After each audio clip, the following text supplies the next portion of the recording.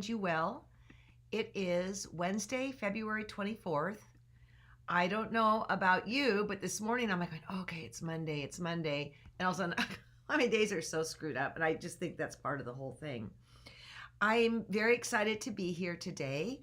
And we're going to talk about threads. I have knowledge. I don't have infinite knowledge. My guess is that there's going to be some questions and so forth. But basically, we're going to be talking about which threads I use, what's in my paradigm, and all that. Hey, Rondi. Now, here's the thing is I know on Monday there was really some issues with getting on, and it was not on our end. I forget, John told me who it was. So I'm sorry about that. You can go back and rewatch it from the beginning if you'd so like, but something was goofed up. I forget if it was YouTube or what. There were a couple. We stream. Excuse me, I'm gonna pull my chair up. We stream on 5 platforms, and so John's in there now like the wizard trying to get everything right. Hey, Margot, I'm gonna talk about you today. Yes, I am. So before we get started, let's see, what pictures did I pull up? Oh yeah, this weekend is the virtual baby shower for baby Jay, and I showed you the hanky, this a la Cindy Needham hanky, and I did something really wrong, and I don't think you can tell, but basically I stabilized the hanky on the bottom half, and then I stitched it with the stabilizer up on the top. You're not supposed to do that. Oh, but alas, fabric prep is so sheer and beautiful. You wouldn't know. In fact, on Monday when I was showing you, I'm like, when something is weird here, and the light went off. And then when I was actually stitching it, I'm going, something is weird here. So I've plopped it in a frame, and no one but the entire world will be a wiser at this point. So also, I like making cards now. I don't want to go buy a baby shower card when I've had the delight to, take from Joanne Sharp and pull some of these things out myself. Now, this is nothing that is indicative of what Joanne teaches, but she has given me the confidence to pick up something and paint. And that's the outside of the card. The baby's name is Jay and last name's Geit. And so the crazy thing is that Laurel, the mommy, her last name was Grand, so her initials haven't changed at all. So anyways, I got the image of the passee just off images, and I thought, well, that's cute, and I'm just gonna throw some initials in there. So speaking of Margot Claybo, I was scooting through Facebook this morning, and Margot, I had never seen this quilt before. I don't know, it is just absolutely beautiful. And no, I had seen it. This was our block of the month. Okay, now I'm getting it together here, that Pat Hawley and Sue Nichols did, but then you did it in French General fabric. So, I mean, this is just beautiful. And I do believe that was the BOM with those guys, right? Just lovely. French General, love them. We're trying to get them on the show, okay? I almost got them to come up here to Livermore, and then they said, nah, not yet. And then, so Margot is a player here. She keeps a very low profile, but she's our Mother Earth, okay? But she's not a Mother Earth, but she kind of holds it together for us in a very back way, right, Margot? So then we have another one that holds it together for us in a very forward way, and that would be our Barbara Black. And Barbara is, shepherding us through all these different BOMs and all that good stuff. And she had the fortune, which kind of turned into, she was going to have a special exhibit at Houston this past fall. And it ended up being online, which, yeah, it's better than nothing, but man, it's nothing like walking into that hall in Houston and seeing your work. One time there was an exhibit of my stuff when I got the Silver Star, and it just kind of takes your breath away. But Barbara I was on Facebook today and somebody brought this quilt up. Now, this one, Barbara, I don't think I had seen, and that was in that exhibit. So, what you might want to do when we're done today is just go and enjoy yourself and go Google Barbara's blog, and she talks about all of it. She's again our block of the month shepherd right here. She's getting us through Wendy Williams quilt, of which I did do an interview with Wendy, and she will be that will be airing this Friday. So that's why I'm putting this quilt up here. So let's talk about thread, okay? Thread has come such a long way from 25, 30 years ago. In the olden days, we would say, well, don't use a polyester, or don't do this, or don't do that, or threads must match top and bottom. And all of that has changed. And I credit Bob Purcell with that, because he would run around with Superior Threads and teach us so much that we didn't know, that I would just say were handed down oral history of how grandma, used threads. And I remember when I started quilting, and man, I wish I had hung on to one of these spools. We used cotton thread that was on a cardboard spool. It was about this size, and it was so furry and so dirty, but you had to use cotton. And I think of how much thread has come since then. So what we're going to be talking about specifically is thread and applique, all right? And we have finished applique and we have fused applique. I would use two very different threads in that. First, I'm going to start with, it's okay to use different thread in your bobbin than you use in your top. In fact, I would tell you that 90% of the time, that is what I'm doing. I'm using my 80 weight in the bobbin, and then I'm using my 60 weight on top for piecing and things like that. What you need to know is that the bigger the number, the finer the thread. That doesn't even make sense. So an 80 weight is 10 times more fine than, say, a 40 weight. And the weights are true, whether it's poly, whether it's wool, whether it's, whatever, it's true. So let's talk about looking at a spool of thread. Let's get here. Nowadays, I don't know why that's there. Nowadays, when you get a spool of thread, chances are everything you need to know is, let me get this down and hold it still and then get it.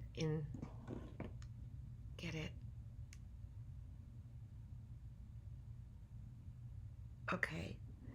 So what I'm looking at right now is I'm looking at a Quilter's Select 80 weight, all right? And it is a polyester. Look at that. Remember when my cat scratched me? I mean, it's going away, but wow. Actually, she didn't scratch me. She clung on for dear life. She was trying to get up or off the couch. So right here, it has the color number on Quilter's Select, and it has that it's 80 weight. It is a para cotton poly. It looks like cotton, para, kind of like cotton, but it's truly polyester. And I know that that can be confusing. It is actually a very strong thread.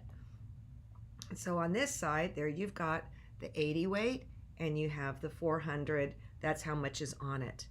So then let's take a look at, this is an older Superior thread. Superior is a long staple Egyptian cotton, and it's a 50 weight. And this is primarily what I used before I got into my Quilter's Select and my 80 weight and my 60 weight, because this is much finer than this. Now, what happened with this masterpiece is that it was a 2-ply. That 50 means it's 50 weight, 2 means 2-ply. Honestly, my Bernina ate it up. And so what I did was, meaning it would break, I would just lower the tension on the top of my Bernina. And the way you remember what is lowering means opening, okay? So this is what you need to know. If your tension is at, let's say 5 is the default on the top of your machine, if you go to 10, it's super tight. 10 is tight. If I go to 0, 0 is open. O is for open. And what I would do is when I was working with this 2-ply, I would dump my tension down to about 2.5 on my top, and it worked just fine. But then they came out with a masterpiece that's a 3-ply, and then my machine didn't have any problems with that.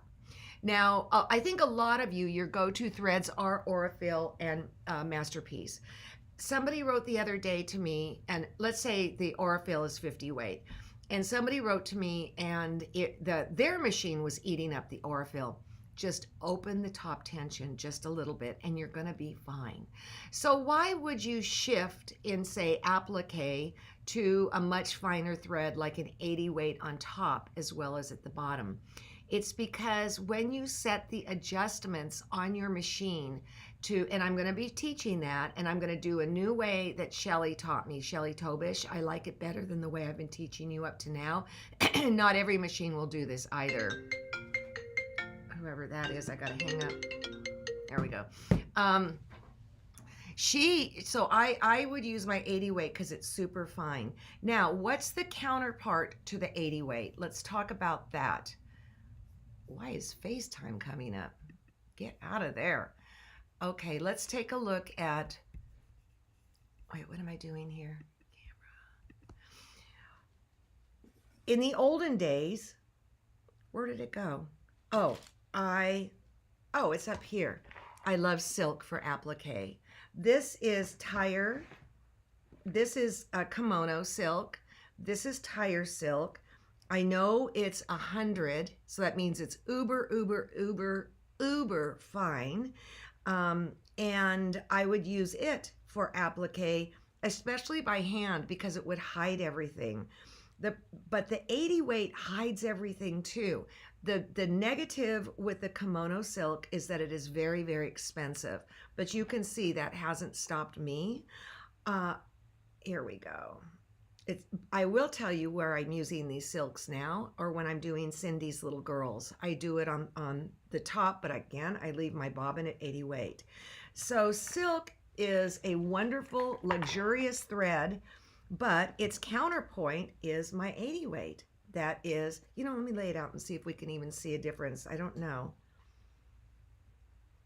And John's coming in with questions. These are for later. Yes, my white is the white, which is the 80 weight, is a little bit thicker than the kimono, but it is way finer than, say, your 50 weight. Way finer. Let's get a 50 weight on there. Okay. So when I'm doing my machine finished applique, I will use my 80 weight. Now, Shelly Tobish is in love with the monopolys, all right? They typically come in smoke and they come in white or clear. It's super important that you use a monopoly. There are monofilaments. You don't want to touch it with a 10-foot pole. You want to make sure poly's in it. I know, well, Quilter Select has it.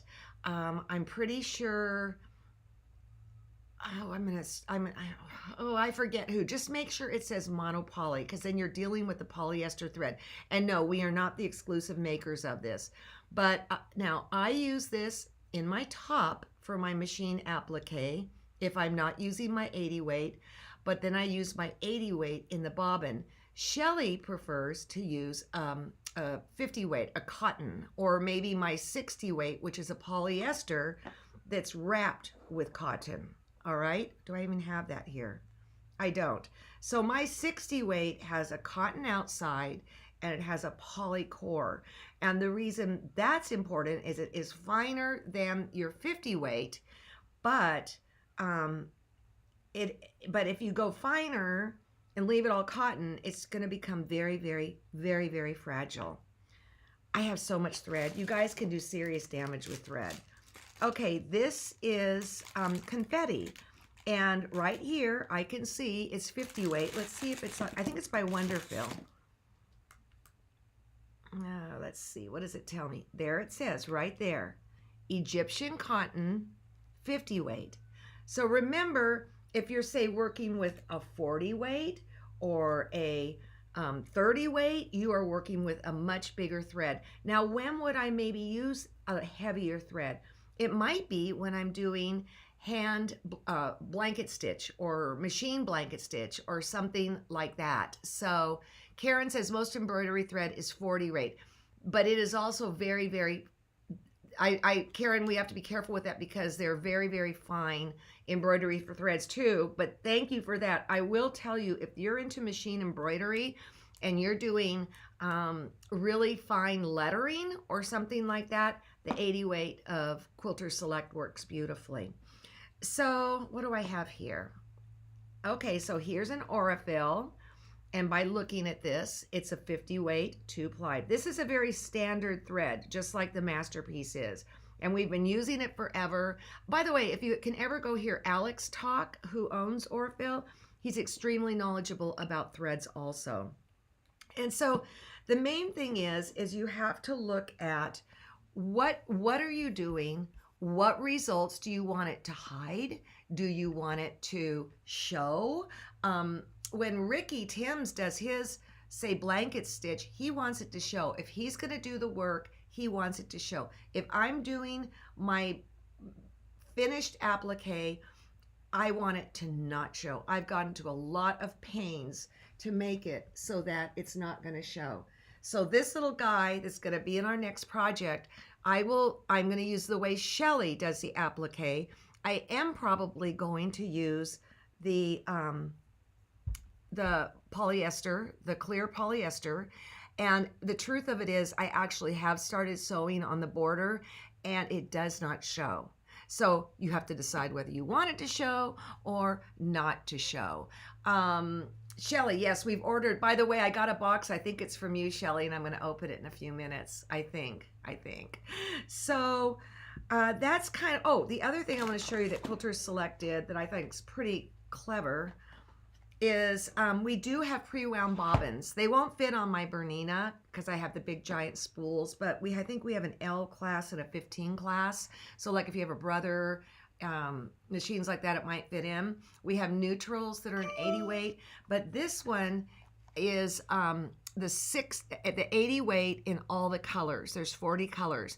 If I'm doing applique and a finished applique and I don't want the mono poly, I don't want to use that, I'll go to this, and then I've got all the colors in the world, and I can put this on the top of my machine just like a spool, and it plays beautifully. Honestly, I was surprised at that, but it played beautifully.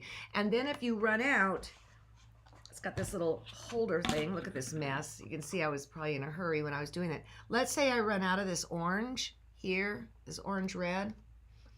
It'll tell me what the number is so I can replace it. And you can refill these things. So I thought that was pretty clever. Kay came up with that. All right. Let me see. Again, I am not an expert on thread at all, but I know what I go to. So I use my silk for my Cindy Needham little girls. I use my 80 weight or my mono poly for finished applique. For raw edge applique, I will use my 60 weight or a 50 weight. I might even go down to a 40 weight because I have the raw edges I want to capture. I always put 80 weight on my bobbin. That's how I do it. Shelly, who's watching right now, again, puts like a 100% cotton on her bobbin. And the reason she does it is this, is that when you do this poly against poly, it can become very slippery. And so the bobbin with the furs of the cotton help it be less slippery. It's like how I've taught you, I always put the 80 on my bobbin. I know this gobbledygook when I'm piecing, and my 60 on top. It's the same philosophy. It keeps it from slipping. So threads, don't go cheap on threads. In the olden days, they would say, oh, poly will cut your fabric and this and that. Not the good stuff. Now, if you go to, El Cheapo fabric store and it's the 25 cents, Connie, don't buy the cheap stuff. And I got to go back to what Connie just said. Let me see, because I think you asked a question I don't know the answer to. Can you put your pre-round bobbins vertically or horizontally on my spindle? I do vertically. That's how I do it. I haven't tried it horizontally, but just like that, no big deal. It works. So, okay. Just the top. Will the poly thread melt when you iron? I haven't had that issue. I would think I would scorch it before that. I've had zero issue, but I'm sure it will happen to somebody, although not really. I mean, I don't think so. I think nylon would. I think that's why you stay away from nylons and stuff like that. But no. Okay, got more here. Will the B790 do the Tobish message? Yes, it will. I'm pretty sure it will. I called up Jeannie Delpit at Bernina, and she's on the 800, which is the top of the line. And the thing with these machines is they're smarter than we are. So it will stop you from doing stupid things. And her machine was stopping her from what I was doing. So I'm sure there's a way to override it, but my 760 or my 770, it works. All right. What else do we have here? Is it okay to use a higher weight in the bobbin and less on top? Yeah, Ricky does that all the time. Like his razzle dazzle. Yeah, his razzle dazzle is super thick, and it would not feed through the top. So yeah, he does that all the time. I have not played with that, but what about Isacord? I don't know. I don't know. I can only talk about the things I know. Isn't that primarily for embroidery and stuff like that? And I do have a ton of embroidery thread here, and have I grabbed it and used it? Yeah. You know, and if you're not quite sure, okay, hold on a second. If you're not quite sure how a thread's going to behave, just do a test run. What's this say? Can you use Any bees? Any bees for applique? I don't know what any bees is. Okay, use poly when garment sewing, no melting. Thank you, Judy. What size needle do you use when you're using the monopoly thread? Okay, that's a very good question. I'm kind of a newbie at this, all right? I've really kind of paid attention to thread for the last 3 or 4 years. What happened when I was using my 80 weight, my poly, it kept breaking. And I went to Top Stitch because that's just what I go to. And Shanae, who works with us at Quilter Select, she's a Quilter Select expert. She said, take a 70 needle. The hole is smaller than the 80 weight, and it will keep it from popping around so much and breaking. And the truth of it is, with the monopoly, with the stems I'm putting on right now, I am using the 100 weight monopoly, and I am using a 70 weight needle. These numbers are so stupid because they go in all different directions. 70 is a finer needle than an 80 or a 90, okay? It's crazy. Why we can't do this universally, I don't know. Isacord is designed for machine quilt embroidery, but works great for quilting, and also your server for garment overlocking and construction. Linda Lee at Showing Workshops does this all the time. Yes, you're correct. There we go. I use a 70 microtex needle for monopoly. So I was right, Terry, right? A 70 is what you want. Serger, not server. Love all this. Okay. What size needle? Monopoly. Thank you. If it is a name polyester, it will not melt. Not every monopoly, this is from Karen, I have tested, won't melt in normal cotton setting ironing. Yeah. Thread has come so complex in a weird way. I have not done any hand quilting recently. What I ended up using on my last quilt was a King Tut by Superior. All right. Oh, the other thing I wanted to say is that my 80 weight poly is actually stronger than my 60 weight. It's actually stronger than, say, Aurifil, the 50 weight Aurifil or Superior cotton. I use my 80 weight also for hand applique, and I also use it for binding. That's how strong it is. I love this stuff. Okay, needles are sold by size. Thread is measured by weight, Karen. Okay, that's it. I've waited 40 years to learn that. You guys just rock me. All right. All right. So there's a book. There's a book by Terry Lucas that you might find is very, very helpful that just came out recently. So go to Terry Lucas's site, and there it's TERILUCAS. And yes, it's a very, in fact, Terry, I think we were talking and I said, put that chart in there. I think I told you that, but I'm not sure. Okay. Okay. Nebs are pre-round embroidery bobbins. Thank you, Jane. Okay. So, I know on the Brother that I've embroidered on, I have used pre-wound. Again, on my Bernina, I can't because they're more of a specialty bobbin. There it is. It's terrycreations.com. Yes, I did. Okay, I wasn't. Okay, so I got this box, all right. Oh, one other thing. This is kind of important. There's so much about thread. If you have, like my machine has the option of having my spool go this way or this way, okay? It goes this way when it's stacked. So this kimono thread is, ooh, that's shiny, is stacked. It's not cross wound, all right? Think of it as, let's see, this is a superior and it's stacked versus cross wound. This is a cross wound, all right? The stacked goes this way. Think of a chimney stack. That's how you're going to remember a chimney stack. Cross wound goes sideways, all right? That's just a little tip. To the point, I was doing blanket stitch on my machine with a heavier thread, I think a jeans thread, and the blanket stitch was looking like horrible, okay? Horrible. And I called somebody and I said, what's going on here? And she said, is it cross wound or stacked? And I said, cross wound. And she said, how do you have it positioned? And I had it this way. And she said, put it this way. Okay. Yes. There are thread. Okay, that's interesting, Karen. Poly is stronger than cotton because cotton is made up of short filaments and poly is made in long filaments. Yeah, so see, I know very little because you got people like Karen out here that knows it all, okay? But in the meantime, I started to open this box.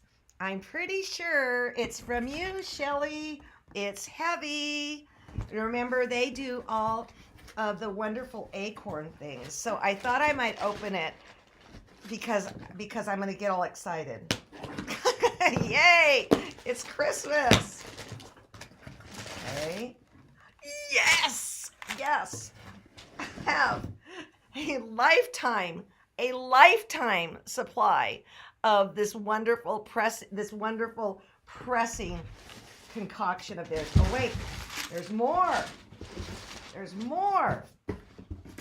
You know, I kind of knew, Shelly, it was it because it had Canada on it. You guys are in Canada, but also it was heavy.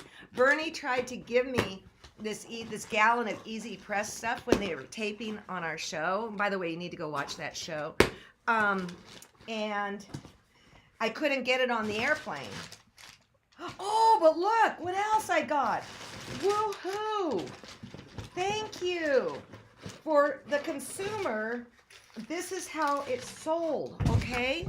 And I believe we do have them in the store. This is how it's sold. You get one of these continuous spray bottles, and then you have this. Remember, I was using my little itty bitty spray, my travel spray thing. So this stuff is fabulous, absolutely fabulous. Okay, how are my threads wound? Quilter Select. Right? They're they're cross wound. So here comes John. Does Eleanor Burns have one of these people? Thank you, John. I appreciate it. The thread, okay, if the thread comes off the end, it adds a twist every time, and the thread is made different than cross-wound, where the twist will build up and will break the thread. Yeah, so let me tell you, I'm kind of excited. This chick's getting out of town today. I'm just for the day. I'm going to go to Half Moon Bay and meet up with Wendy, the mother of the pregnant gal, and we're going to do a big trade office stuff, and I'm very excited to go see the ocean. The weather here is cooperating. Absolutely beautiful. I want to tell you, I'm all set for a pressing marathon. Yes, I am. Don't send me your stuff, man. So, as I say goodbye and go get in my car, oh, what is in the spray bottles? In the spray bottle right now, it's empty, and then you can put in this easy press fabric. It's really cool. It's like it's a starch, or like a starch. I'm not sure exactly what it is, but it does not have any smell to it at all, and it doesn't leave dandruff on your stuff. And what I found was when I pressed, if I wanted more, just keep layering it, and then you can get it to where you want it. And I'll tell you this, and you'll learn this on our next project. I was making the vines for the quilt, and I did not use anything, and it was finished applique, and everything started twisting. I put on this, and it just kept everything flat and wonderful. Okay, so I know I'm excited. I'm hoping to get some clam chowder in Half Moon Bay. All right, so on Friday, we're going to talk to Wendy Williams from Down Under, and just kind of keep your eye on the site in the next, whatever. That's all I'm going to say. Go get your block of the month pattern and all that. Not yet, but very, very soon. Sue Rapp sent me this morning, and I thought this was a great way to Sue, I love you. Here we go. Bye-bye, guys.